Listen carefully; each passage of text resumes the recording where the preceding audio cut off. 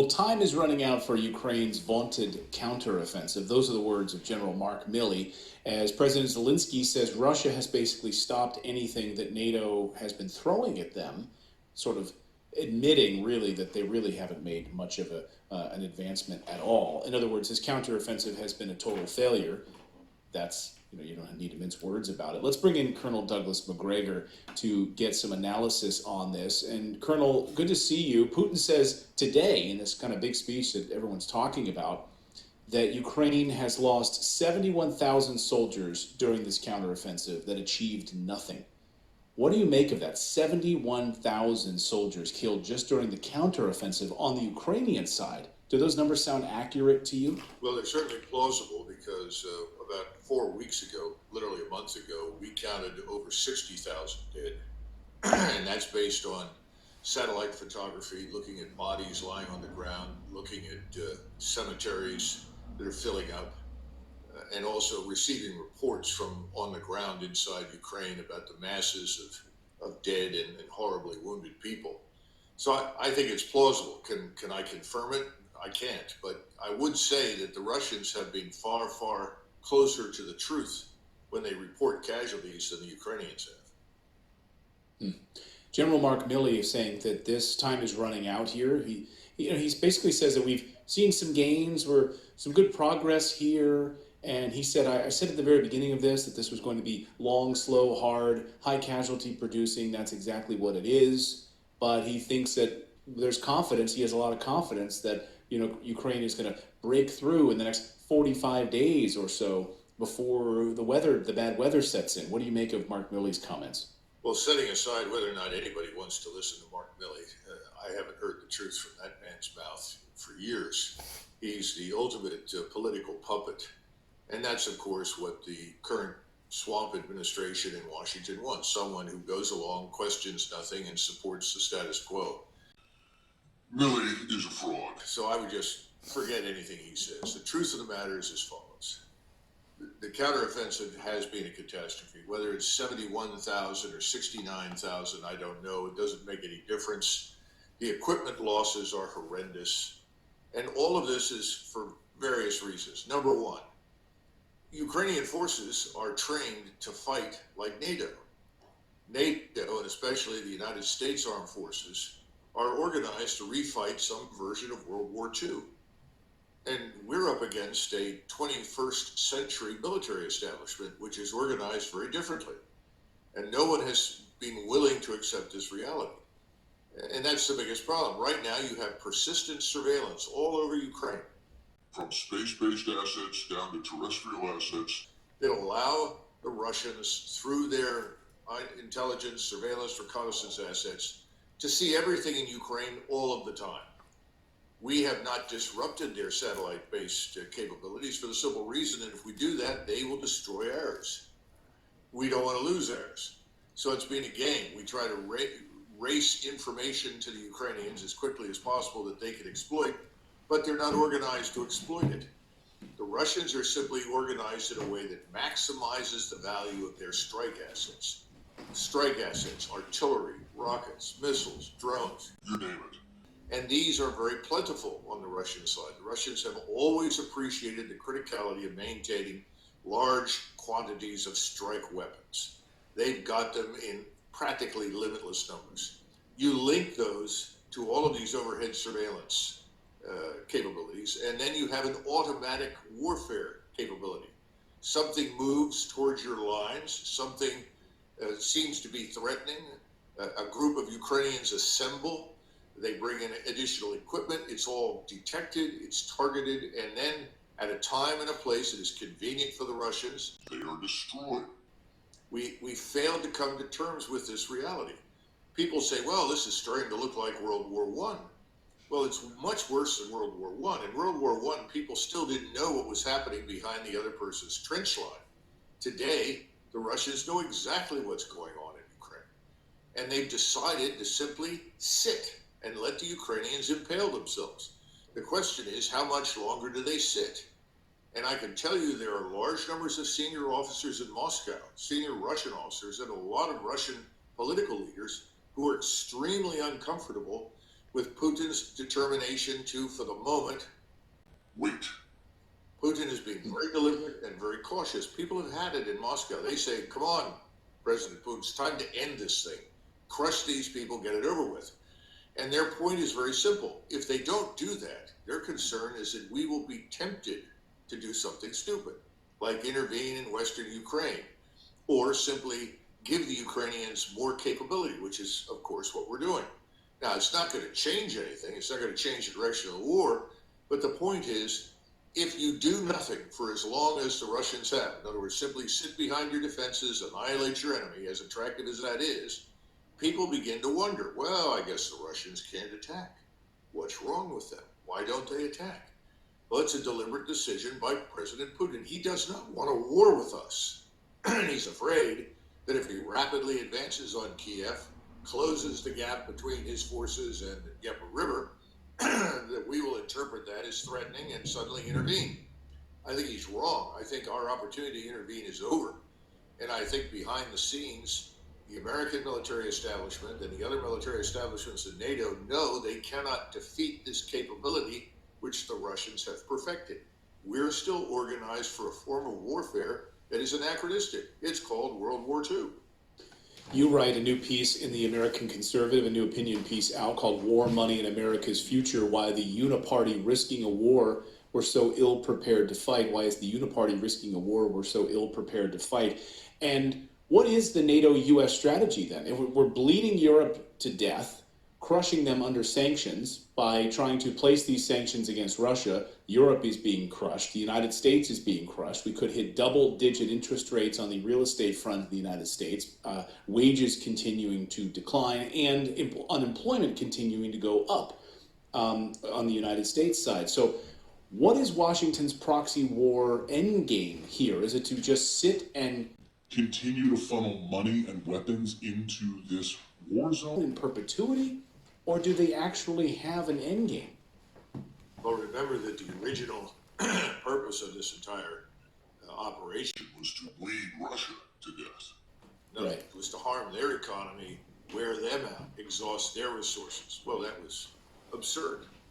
And the opposite has happened. Our resources are being exhausted.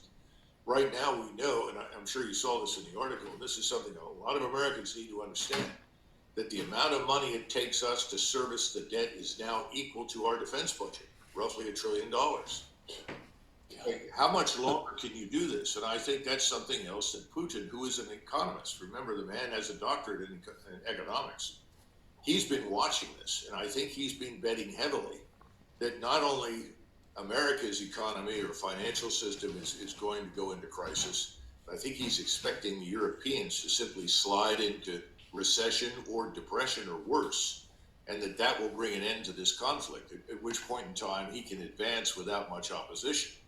I mean, we already know the Ukrainians have no more manpower, per se. I mean, they've turned to the European Union, they've turned to the various governments in NATO and said, we want you to repatriate military-age males from all over your countries back to the Ukraine so that we can Feed them into the meat grinder and kill them as well.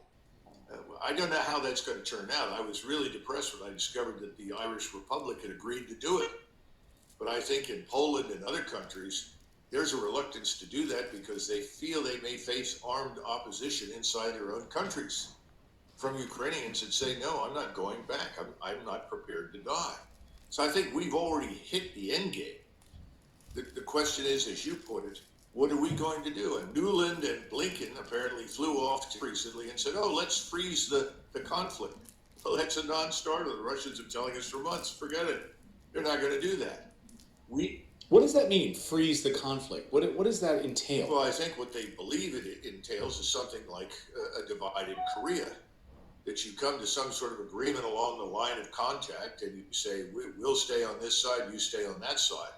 They see it in the West, particularly in Washington, as a face-saving measure. The Russians aren't going to do it. What the Russians will not accept is Any Ukrainian state of any kind that is aligned with NATO. number one, can't happen.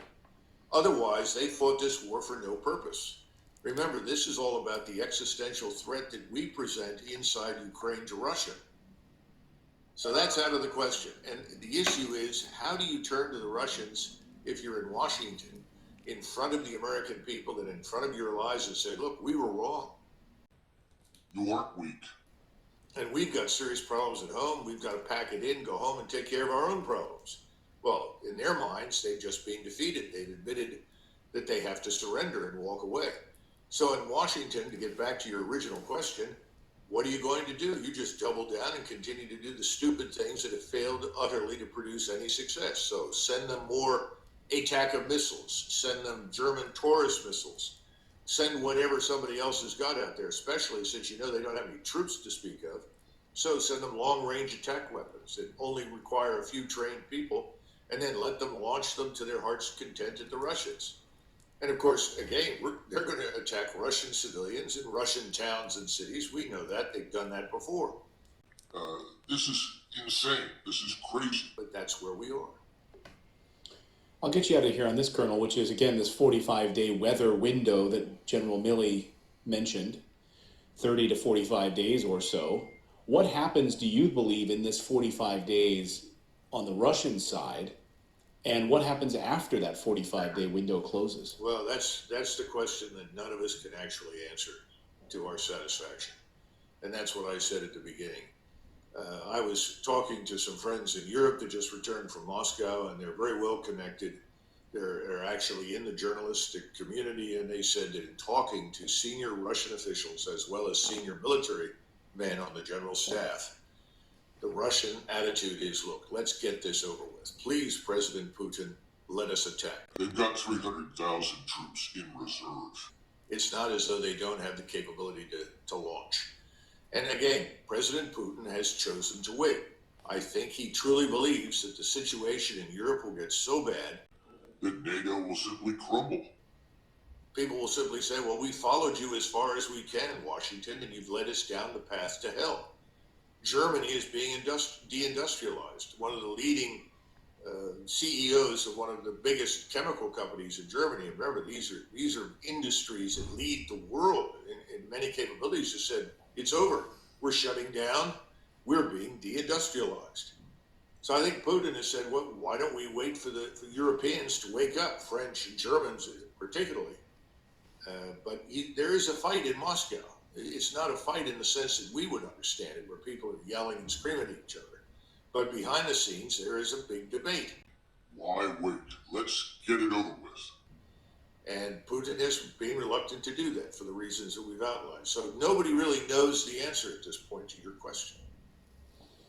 If you were in a bizarro world, if you happened to be an advisor to President Putin, if it were, again, a bizarro world or an alternative dimension, and you were giving advice to Putin whether to sit back and wait, watch Europe crumble, the United States crumble, or to take action and launch these 300,000, what would you do as a military advisor? Well, a lot of people ask me that question. I don't care to go to jail as a traitor to the American people. So I'm not going to advise President Putin, plus the fact he's done pretty well.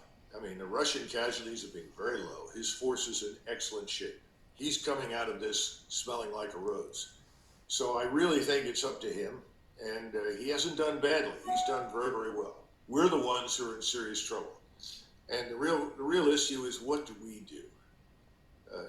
We've talked in the past about the border. The border is open. We don't know who's coming in there. Millions of people are pouring in. They're not an asset to us. They're going to be a burden to us. It's only a question of how much longer before we have an explosion inside the United States. I'm sure that President Putin is aware of that as well. So the situation in the West is terrible. And under those circumstances, it may be prudent for him to do what he's done, but he does have pressure on him. I can't advise him. And I imagine there are a lot of people that say, well, I'd like Putin to do X, but he's done pretty well thus far. And so I probably want to shut up and color until something goes horribly wrong, but I don't think it will. I said I was going to get you out of here on that last question, but I will on this one. You see Europe now getting letters from the Ukrainian government or people in different European countries now, as you mentioned, parts of Ireland, of course. We've seen this, I think, now in Italy, and there's other countries that, of course, are also stepping up, saying they're going to repatriate these Ukrainians who have sought refuge there, send them back to the meat grinder. Do you think, now remember, the United States had given preferential treatment to Ukrainian refugees coming across the border. In fact, we know firsthand, in fact, that there were people that were waiting to move into the United States, were sitting, waiting, and Ukrainians got front of the line status to be able to come into the United States. Do you think there's a chance in hell that the United States would repatriate, send these young Ukrainian men back to Ukraine to fight? I think it's unlikely. I mean, let's be frank, we can't even enforce our own laws. We aren't defending our own borders. We are not expelling illegals. We're not taking action against hardened criminals that are raping and murdering in our major cities. So what are we going to do? I think we're going to do exactly what the Biden administration has done. Nothing. So I don't see us playing in this. Now, the Europeans have got to ask themselves whether or not they want to be war criminals, because they're essentially rounding up people and sending them back to die. This has no chance of success, and that's the point in the article. We are organized for the past. This is a different form of warfare. We can't overcome it at the moment. The smart thing to do when you realize you're up against something fundamentally new that you haven't seen before and don't know how to defeat is to fall back, reconsider, find a different way forward, and then re-engage at some future point in time. But there is no reason in this administration. There's no rationality. Everything is out of control. We are a runaway locomotive headed down the side of a mountain to Absolute certain destruction. We see it on the financial side, the economic side, the human side here inside the United States. It's true for Western Europe. Under those circumstances, it's back to Putin. Why should he act if we're doing a fine job of destroying ourselves? Yeah, great point. Great point. I would encourage all of our viewers to go and read the Colonel's new opinion piece in the American Conservative. It's theamericanconservative.com. We'll link it up in the description below. Colonel, as always, great to see you. Thank you so much for catching up with us. We appreciate it. Thank you. SpaceX CEO Elon Musk has recently confirmed a report that last year Musk blocked access to his Starlink satellite network in Crimea. Should there be repercussions for that? Not at all, Jake. Elon Musk saved the world from a bigger war by refusing to accept Zelensky's demands. Really? None of this concerns you? Not at all, and I think you should be happy about it too, but you're not, because you work for CNN, and CNN is a warmonger who profits more as the war escalates. So... You, Jake.